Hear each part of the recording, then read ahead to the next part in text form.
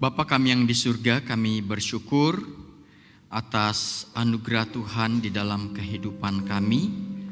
Tuhan memperkenankan kami kembali untuk kami boleh datang kepada Tuhan, duduk diam di dalam rumah Tuhan, menikmati hadirat Tuhan melalui penyembahan yang telah kami lakukan lewat puji-pujian ini.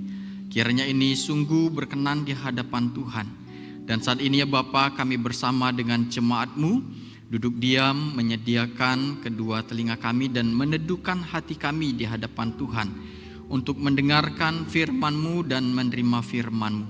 Kiranya Tuhan menolong setiap kami, kiranya Tuhan memampukan kami untuk dapat mencerna, memahami akan kebenaran firman Tuhan yang akan disampaikan kepada kami, sehingga firman-Mu itu sungguh boleh menolong kami agar kami dapat hidup sesuai dengan apa yang menjadi kehendak Tuhan bagi kami, orang-orang yang telah Tuhan pilih sebagai anak-anak-Mu. Urapi hamba-Mu yang akan menyampaikan firman Tuhan, kiranya Tuhan yang menolong sehingga melalui hamba-Mu, firman Tuhan yang telah digumuli, didoakan, dipersiapkan, dapat disampaikan dengan baik kepada kami semua. Oleh sebab itu ya Bapa, berfirmanlah kepada kami, karena kami semua sesungguhnya merindukan akan firman-Mu. Dalam nama Tuhan Yesus kami berdoa. Amin. Ya, Salam, selamat siang Bapak Ibu. Salam. Ya. Ya, hari ini kita akan merenungkan satu tema khotbah, yaitu dari hukum ke-7 dengan tema jangan berzina. Untuk membahas firman Tuhan ini, mari kita membuka Alkitab kita yang terambil dari Keluaran pasal 20 ayat 14. Keluaran pasal 20 ayat 14. Kalau sudah dapat semua, kita baca bersama-sama. Keluaran 20 ayat 14. 1, 2, 3. Jangan berzina. Ya, saya ulangi. Firman Tuhan berkata kepada kita, jangan berzina. Bapak Ibu dikasih oleh Tuhan, ketika saya membaca firman Tuhan ini sangat singkat gitu ya. Berkata kepada kita, jangan berzina. Dan ketika saya mencoba untuk merenungkannya, sebenarnya topik ini atau tema ini adalah topik yang agak-agak tabu untuk dibicarakan, secara khusus bagi kita orang timur gitu ya.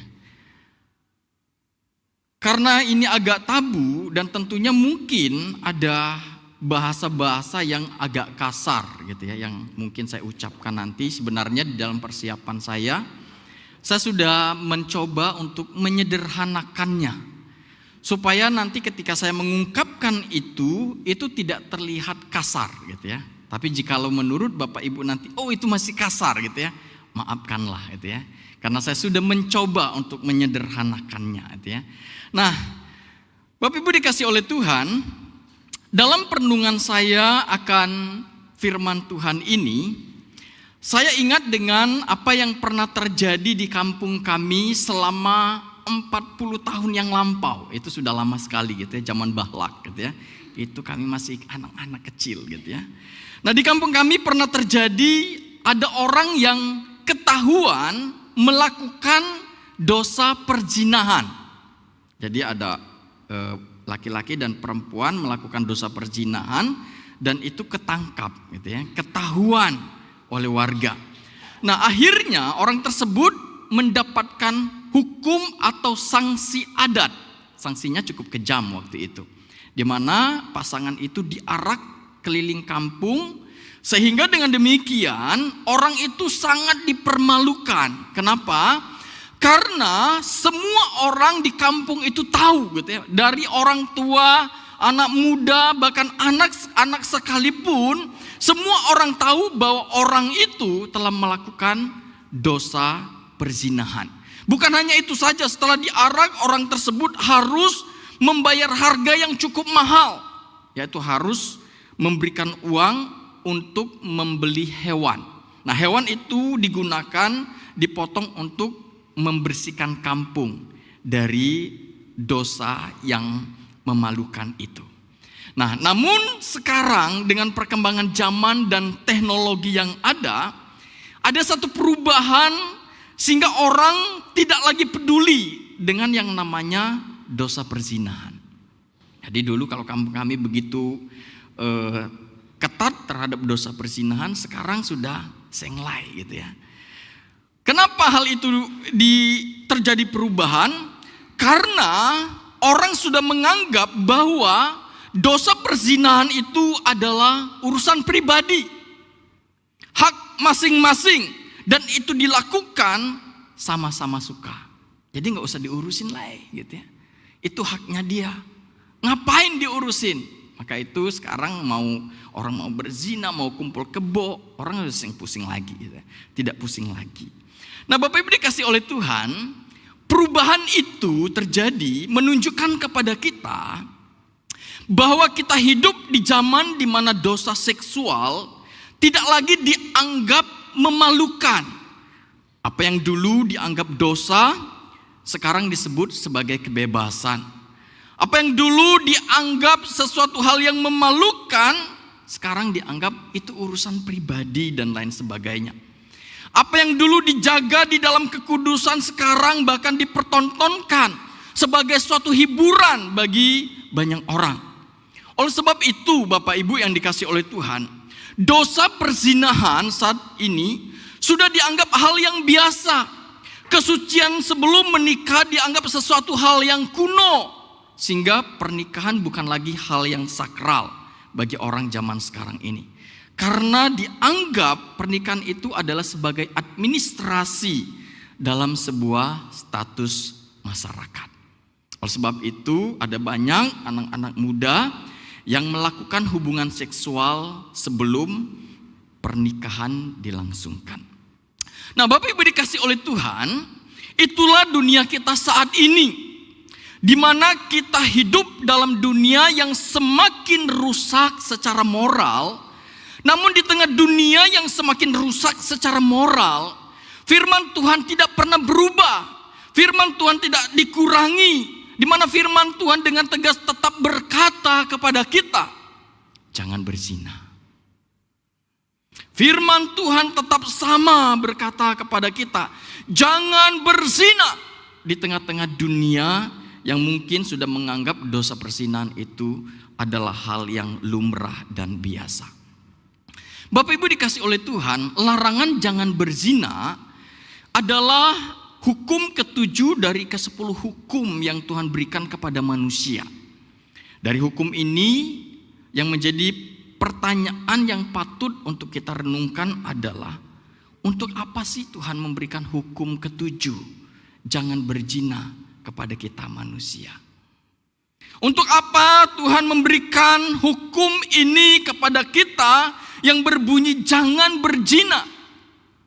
Bapak Ibu, dari pertanyaan ini, lewat perenungan yang saya lakukan, saya mendapatkan 3 jawaban sederhana secara praktis. Kenapa Tuhan memberikan hukum ini kepada kita manusia?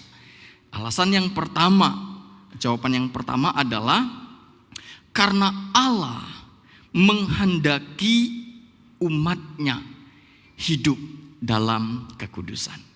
Ini alasan yang pertama kenapa Tuhan memberikan hukum ke-7 yang berbunyi jangan berzina kepada kita, karena Allah menghendaki setiap kita orang percaya, orang-orang yang dipilihnya itu hidup di dalam kekudusan.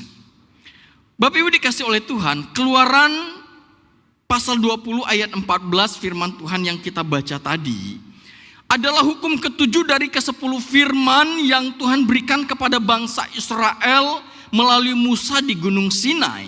Dan hukum ini diberikan oleh Allah dalam konteks perjanjian antara Allah yang Maha Kudus kepada bangsa Israel, umat yang dipilihnya untuk menjadi umat Tuhan. Itu konteksnya, Bapak Ibu.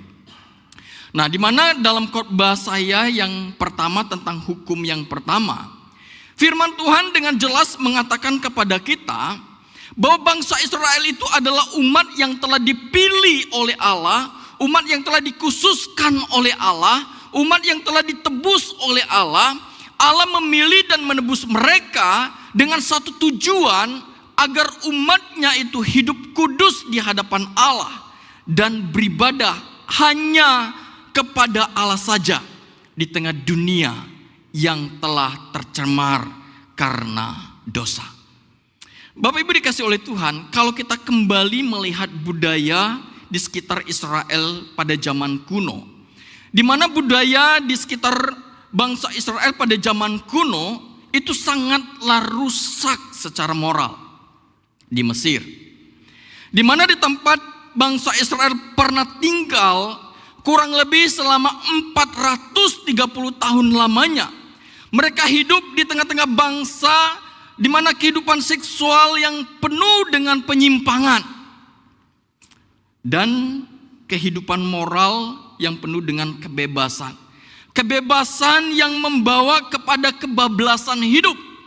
Itulah hidup pada zaman bangsa Israel ketika mereka berada di Mesir pada saat itu.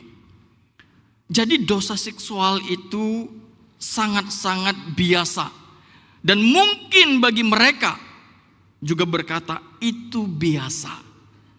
Nah, Bapak Ibu dikasih oleh Tuhan, ketika Allah memanggil mereka keluar dari Mesir, negeri yang hancur secara moral itu, dan Allah menjanjikan negeri Kanaan yang akan Tuhan berikan kepada mereka, ternyata di negeri Kanaan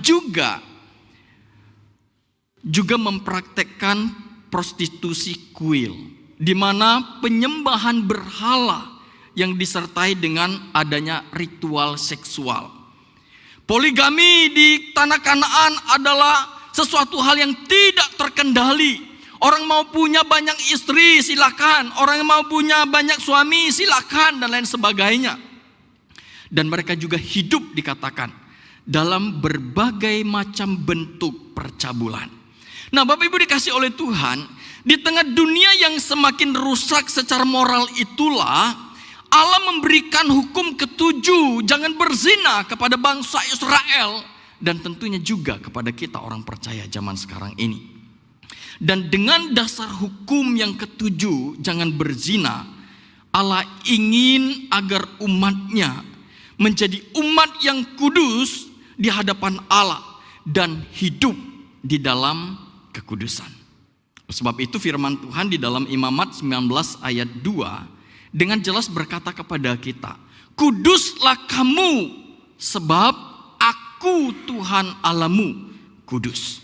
Jadi Bapak Ibu dikasih oleh Tuhan, Allah menuntut kekudusan hidup kepada umat yang telah ditebus, kepada umat yang telah dipilihnya, kepada umat yang telah dijadikan sebagai umat pilihan Allah. Nah, Bapak Ibu dikasih oleh Tuhan, mari kita perhatikan kata jangan berzina dalam bahasa Ibraninya. Jangan berzina itu dalam bahasa Ibraninya adalah lo naaf. Lo naaf itu bukan jangan, tapi tidak berzina gitu ya. Nah, kata naaf itu berarti perempuan yang melanggar perjanjian pernikahan. Nah, tidak dipakai laki-laki gitu ya. Maka mungkin perempuan itu sebagai objek. Maka arti naaf itu adalah perempuan yang melanggar perjanjian pernikahan. Maka itu kalau kita lihat dalam perjanjian baru, ketika ada orang yang tertangkap melakukan dosa perzinahan, yang dibawa siapa? Perempuannya. Laki-lakinya kemana gitu ya. Nah, jadi karena mungkin dasar itu gitu ya, orang Farisi melakukan hal itu. Tapi saya melengkapi gitu ya Bapak Ibu. Dari perenungan saya melengkapi. Naaf itu bisa berarti begini. Hubungan yang dilakukan di luar pernikahan, di luar pernikahan yang sah di hadapan Tuhan. Jadi Bapak Ibu, ketika sesuatu hubungan itu dilakukan di luar pernikahan yang sah di hadapan Tuhan, itu adalah tindakan perzinahan. Jadi mau dia sudah menikah, mau dia laki-laki, mau dia perempuan, mau dia single, atau mungkin sekalipun dia berkata saya mau jadi selibat saja gitu ya. Nah, ketika dia melakukan satu hubungan yang terlarang, yang di luar pernikahan yang sah di hadapan Tuhan, maka itu adalah dosa perzinahan. Nah, Bapak Ibu dikasih oleh Tuhan, oleh sebab itu berdasarkan dengan arti yang sederhana inilah, maka tidak sedikit orang merasa sudah hidup kudus di hadapan Tuhan karena menganggap diri bahwa dia tidak melanggar atau melakukan satu perbuatan yang tidak sesuai dengan kebenaran firman Tuhan, atau melakukan satu tindakan secara langsung, tindakan fisik secara langsung, dalam tanda kutip yaitu melakukan hubungan seksual secara langsung. Jadi banyak orang merasa, oh saya sudah kudus, oh saya tidak melanggar hukum itu. Nah, Bapak Ibu dikasih oleh Tuhan, berdasarkan pengertian yang sederhana ini, maka tidak sedikit ada banyak orang yang merasa sudah hidup kudus, akhirnya menjadi hakim bagi sesamanya yang melanggar, yang melakukan hukum itu dengan cara melakukan perzinahan secara fisik. Inilah yang dilakukan oleh orang-orang Farisi pada waktu itu, Bapak Ibu. Mereka menangkap orang-orang yang melakukan perzinahan secara fisik. Mereka menghakimi karena mereka merasa bahwa mereka tidak melakukan dan tidak melanggar hukum itu. Dan mungkin kita pun melakukan hal yang sama seperti orang Farisi. Karena kita merasa saya tidak melakukannya secara fisik, saya tidak melakukannya secara langsung.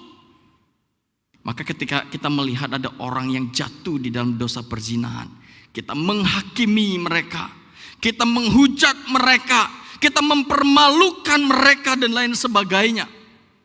Padahal hidup kudus berdasarkan hukum ketujuh bukan hanya sekedar hidup kudus dengan cara kita tidak melakukan dosa perzinahan secara kontak fisik di luar pernikahan.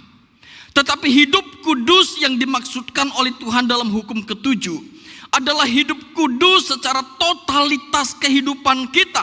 Tindakan kita, pikiran kita, hati kita, bahkan keinginan kita harus kudus di hadapan Allah. Oleh sebab itu ketika sang pemberi hukum ini datang ke dalam dunia di dalam Yesus Kristus, ia menjelaskan dengan rinci hukum ketujuh ini yang diartikan secara dangkal oleh banyak orang pada waktu itu. Di mana di dalam Injil Matius pasal 5 ayat 27 sampai 28. Tuhan Yesus berkata dan menjelaskan hukum ini secara rinci. Dia berkata, kamu telah mendengar firman, jangan berzina. Tetapi aku berkata kepadamu, setiap orang yang memandang perempuan serta menginginkannya sudah berzina dengan dia di dalam hatinya. Bapak Ibu, kata kunci di sana adalah kata menginginkannya. Kata menginginkan dalam bahasa aslinya adalah epitomeo, yang berarti merindukan, mendambakan, menginginkan dengan hawa nafsu. Nah, Bapak Ibu dikasih oleh Tuhan, contoh sederhana.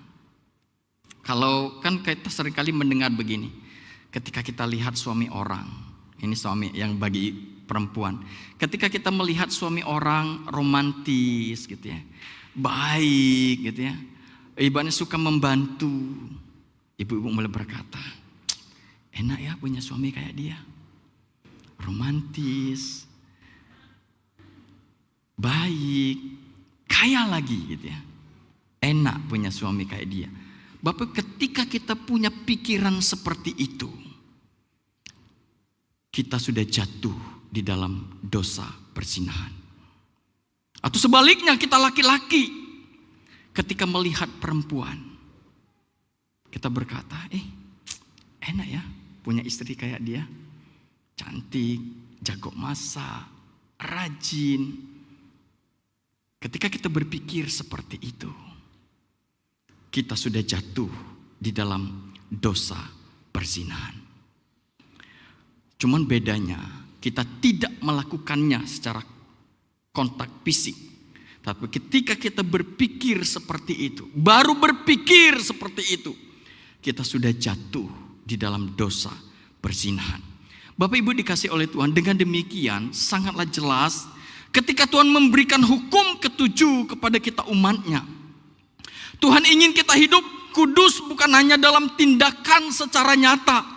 Kita bukan hanya tidak melakukan perbuatan itu, tetapi Tuhan juga menginginkan kita hidup kudus, baik di dalam hati dan pikiran kita juga harus kudus di hadapan Tuhan. Jadi bukan hanya tindakan saja yang kudus, tetapi hati dan pikiran kita juga harus kudus di hadapan Tuhan. Oleh sebab itu, seorang teolog yang bernama John Calvin mengatakan begini, bahwa perintah ketujuh tidak hanya melarang tindakan lahiriah. Jadi hukum ketujuh jangan berzina tidak hanya melarang tindakan lahiriah, tindakan nyata gitu ya. Tetapi juga hawa nafsu, pikiran kotor, dan segala sesuatu yang mencemarkan kemurnian tubuh dan jiwa.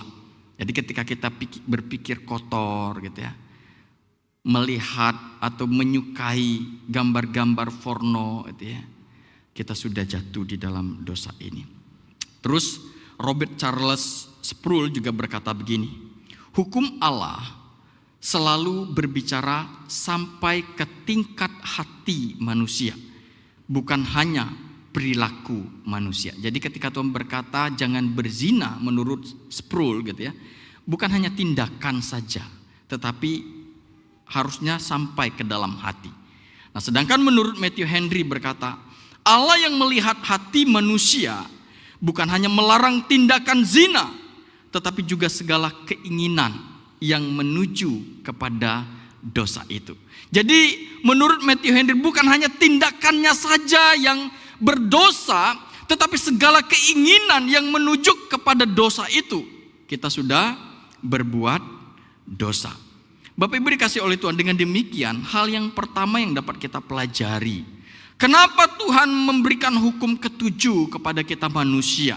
Alasannya sederhana, agar manusia sebagai umat yang telah ditebus oleh Tuhan, sebagai umat yang telah dipilih oleh Tuhan, hidup kudus dan berkenan di hadapan Allah. Bukan hanya sekedar tindakan, tetapi hati dan pikiran kita harus juga kudus di hadapan Allah. Inilah yang pertama yang dapat kita pelajari. Maka itu dalam kebenaran firman Tuhan di dalam 1 Petrus pasal 1 ayat 14 sampai 16 juga berkata kepada kita, hiduplah sebagai anak-anak yang taat, dan janganlah turuti hawa nafsu yang menguasai kamu pada waktu kebodohanmu.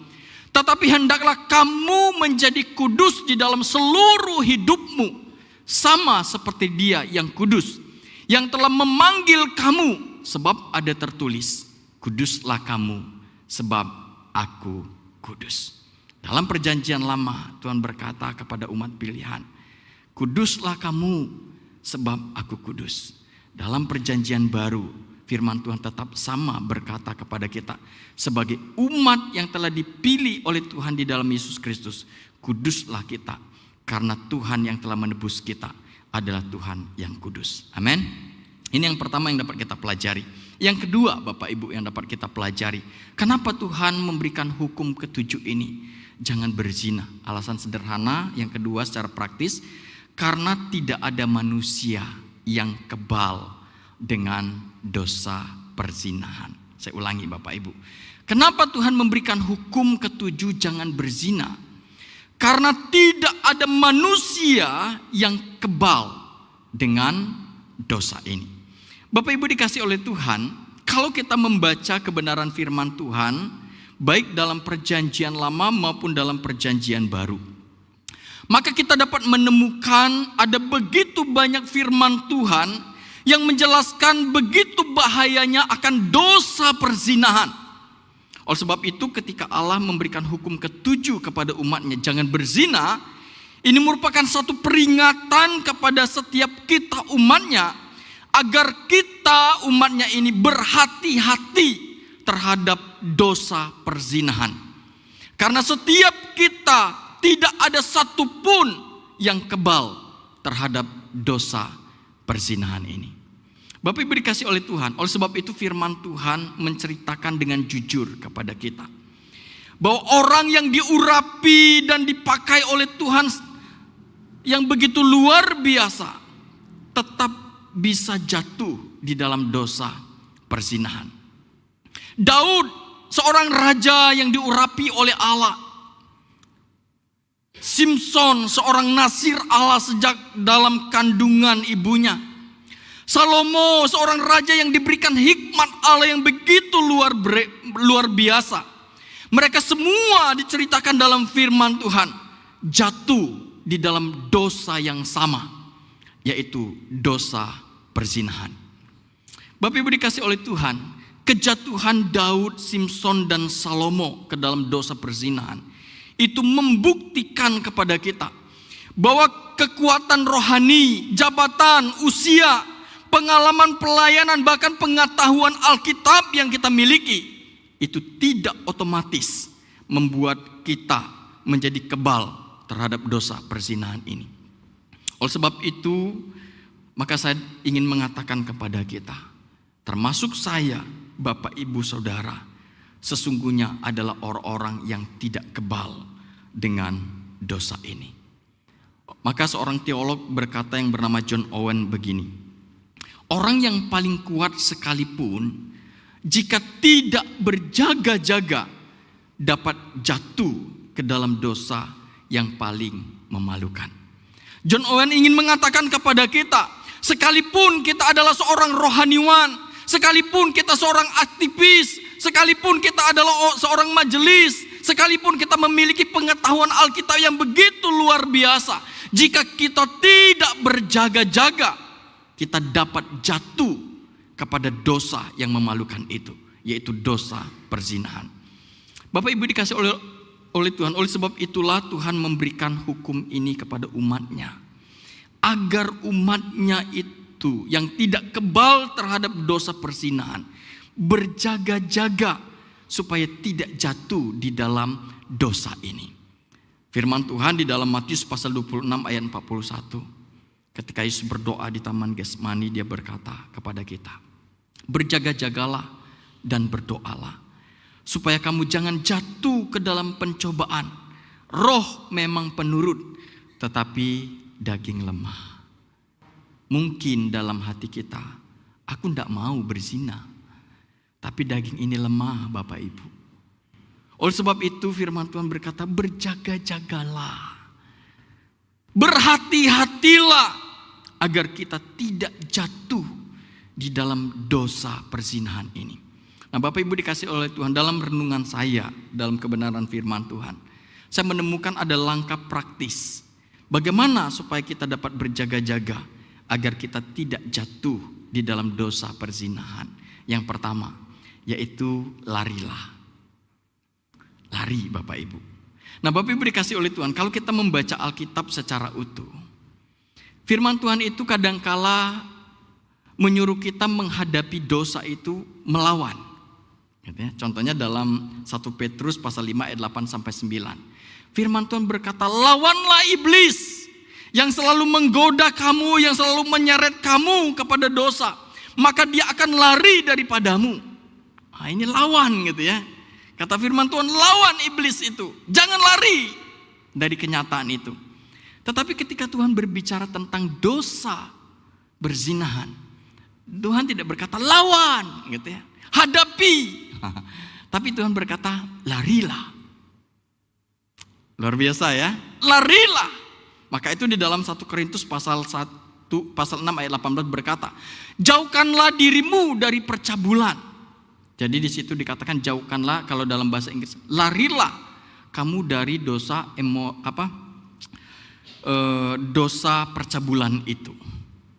Firman Tuhan bilang lari, jauhkan dirimu dari dosa itu.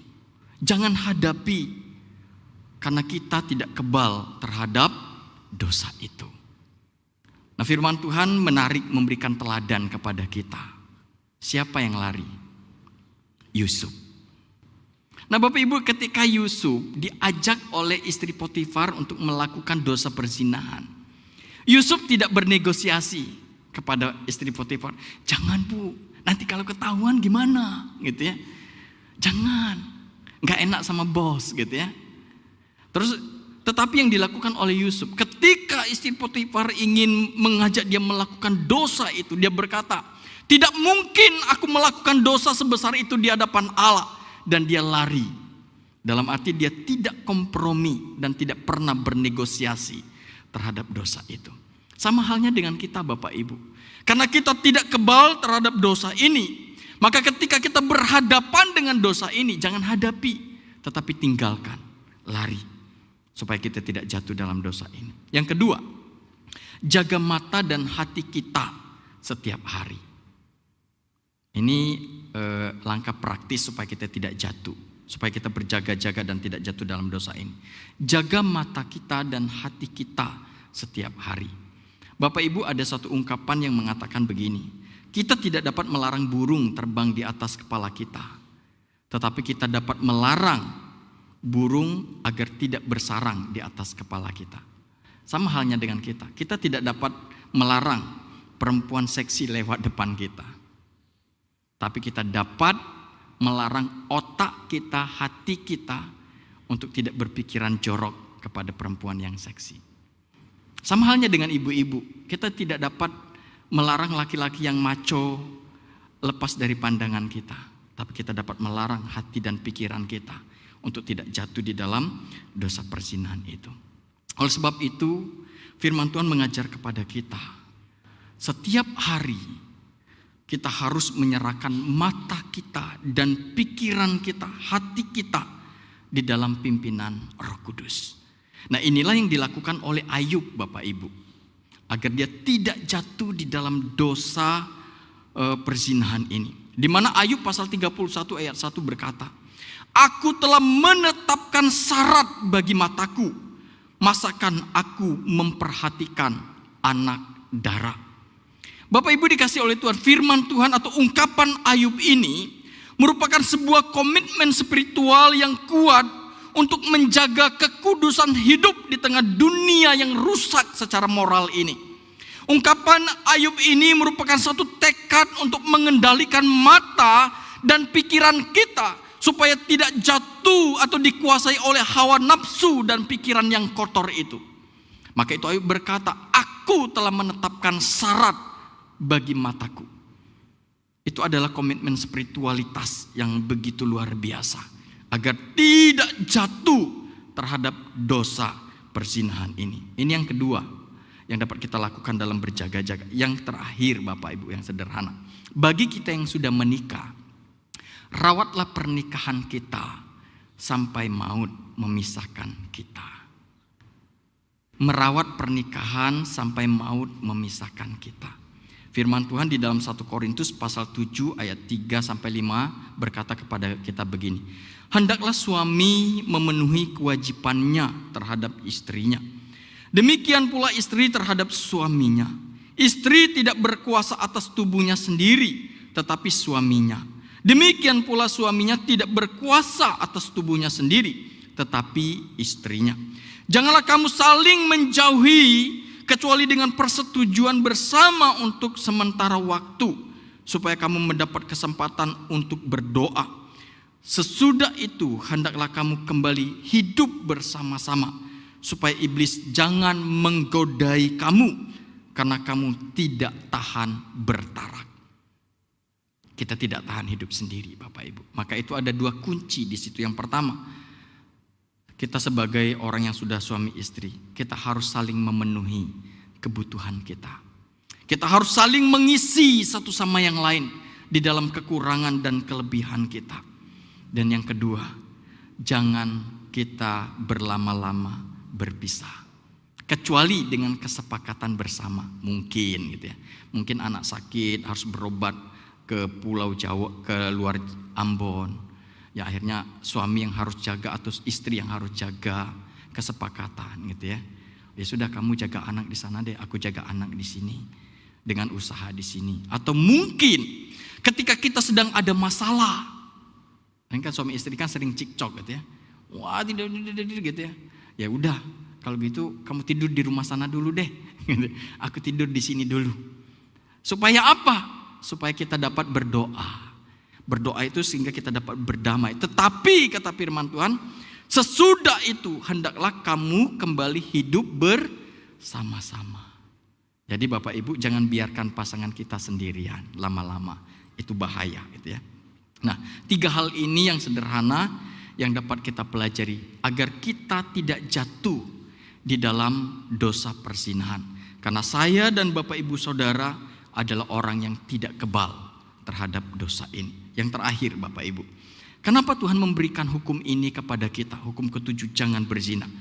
Karena konsekuensi dari dosa perzinahan berdampak fatal dalam kehidupan kita. Saya ulangi Bapak Ibu. Kenapa Tuhan memberikan hukum ini kepada kita?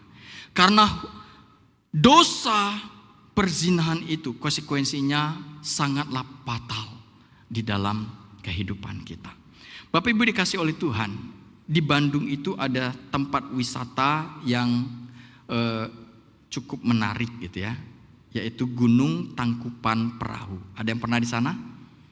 Saya dulu sering gitu waktu kuliah di Bandung, sering kalau libur kami jalan-jalan ke sana. Nah Bapak Ibu dikasih oleh Tuhan, di atas sana di Gunung Tangkuban Perahu itu, di puncak itu, kita dapat melihat 2 pemandangan menurut saya yang sangat menarik. Yang pertama adalah kita dapat melihat gunung yang indah yang berbentuk tangkupan perahu. Dan yang kedua, yang paling dekat adalah kita dapat melihat jurang lembah kawah yang sangat curam gitu ya, yang sangat curam, yang indah gitu ya. Jadi dari kawah itu timbul asap-asap gitu ya. Jadi itu sangat bagus gitu ya. Nah di kawah itu tapi curam sekali gitu ya. Kalau jatuh tinggal nama gitu ya. Mungkin tubuh kita hancur berkeping-keping dan pulang tinggal nama. Nah maka itu di kawasan itu gitu ya, dibuatlah satu pagar yang kokoh, atau dipasang satu pagar atau pelindung yang kokoh. Agar apa? Agar tidak terjadi kecelakaan di situ. Nah, Bapak Ibu saya percaya ketika pagar itu dipasang, para pengunjung itu mungkin memiliki 2 persepsi gitu ya. Yang pertama, mereka mengeluh akan pagar itu. Kenapa? Karena pagar itu tentunya dapat membatasi mereka atau membatasi kebebasan mereka dalam berkunjung, dalam berkreasi, dalam foto-foto dan lain sebagainya. Jadi pagar itu mengganggu gitu ya, kebebasan dan mengganggu mereka untuk berkreasi. Yang kedua, mungkin orang beranggapan pagar itu adalah sesuatu hal yang patut disyukuri. Kenapa? Karena dengan adanya pagar itu, mereka tidak perlu khawatir jatuh ke dalam jurang yang mematikan itu. Bapak Ibu dikasih oleh Tuhan, demikian juga ketika Tuhan memberikan hukum ke-7, jangan berzina kepada kita manusia, bukan berarti Tuhan membatasi kesenangan dalam hidup kita. Tetapi Tuhan memberikan hukum itu sebagai pagar pelindung dalam hidup kita, agar kita tidak jatuh di dalam dosa perzinahan.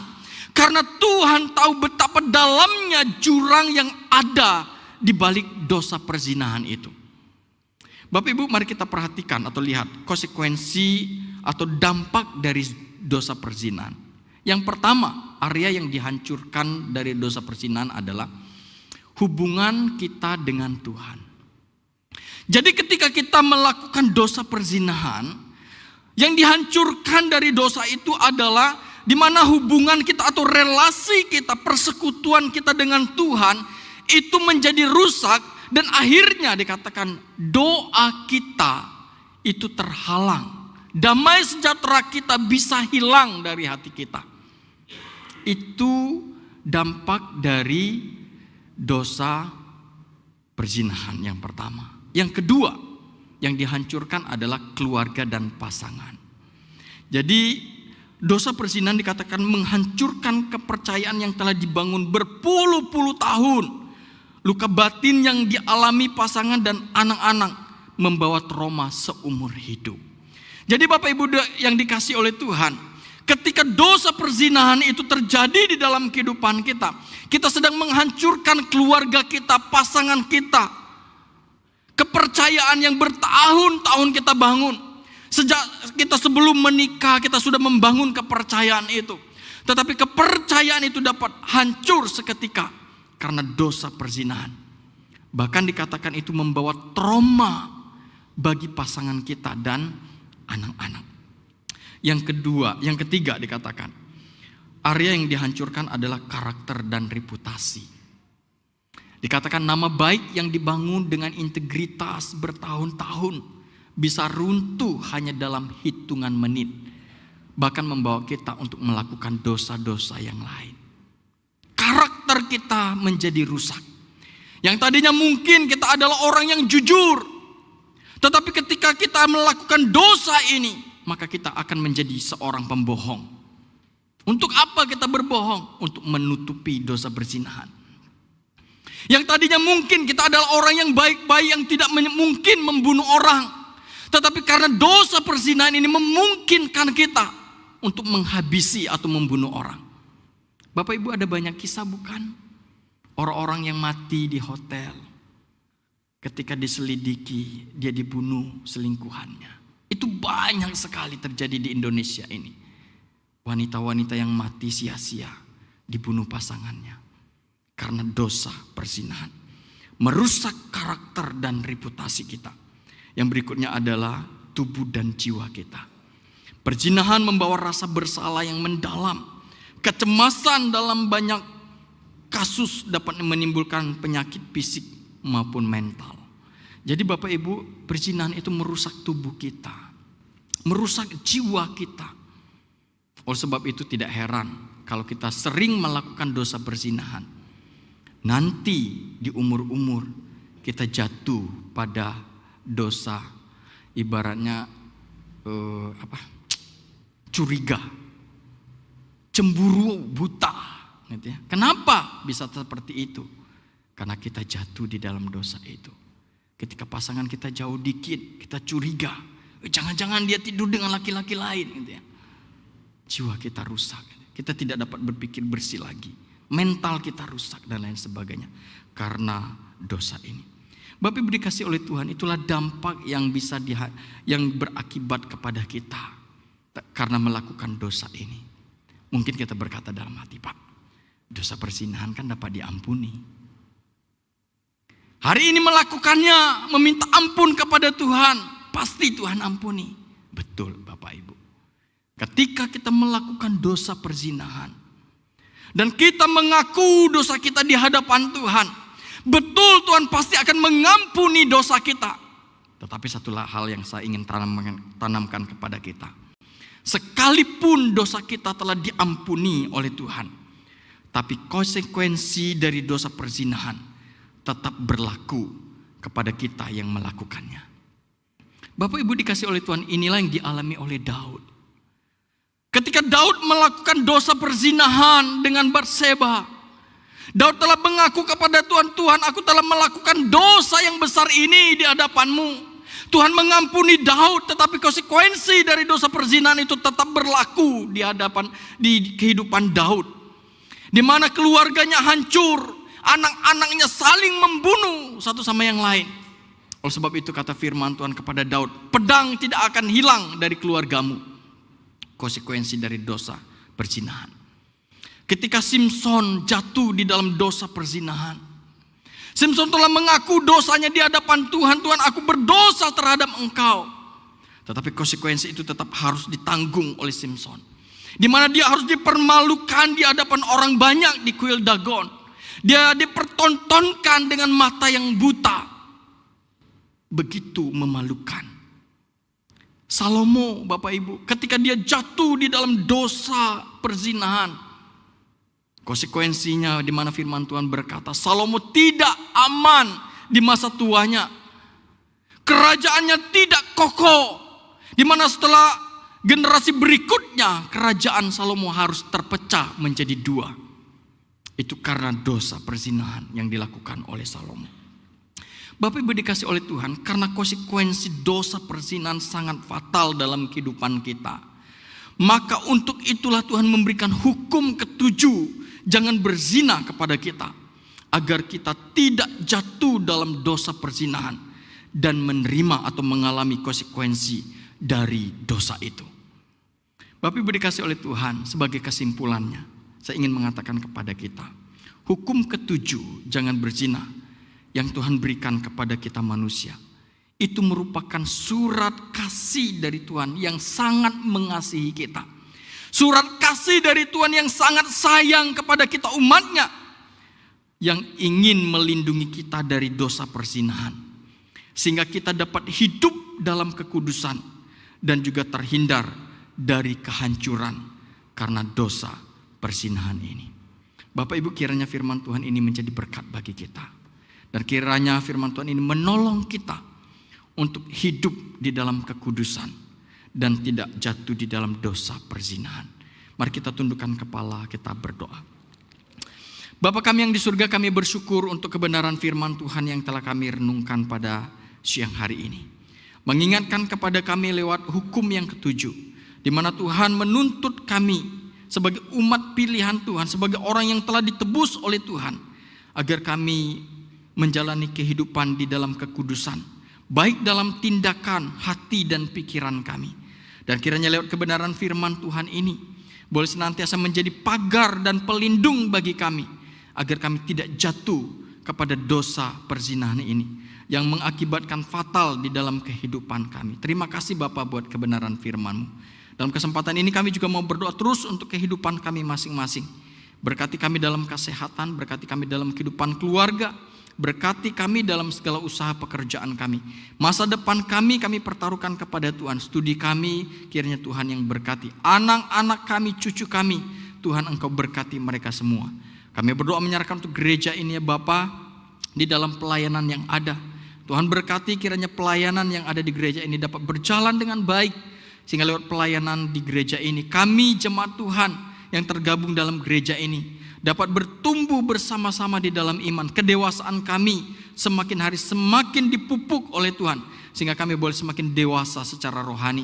Kami semakin mengenal siapa Tuhan yang kami percayai, dan kami dapat hidup seturut kehendak dan rencana Tuhan. Terima kasih Bapa buat kebenaran firman-Mu. Saat ini kami juga berdoa menyerahkan untuk bangsa dan negara kami. Tuhan berkati para pemimpin bangsa kami. Kiranya Tuhan menolong mereka di dalam mengambil setiap kebijakan yang ada, sehingga lewat kebijakan-kebijakan yang mereka ambil, kami boleh merasakan kesejahteraan yang ada di tengah-tengah bangsa ini. Terima kasih Bapa, ini doa kami. Dalam nama Tuhan Yesus kami berdoa dan mengucap syukur. Amin. Tuhan Yesus memberkati kita semua.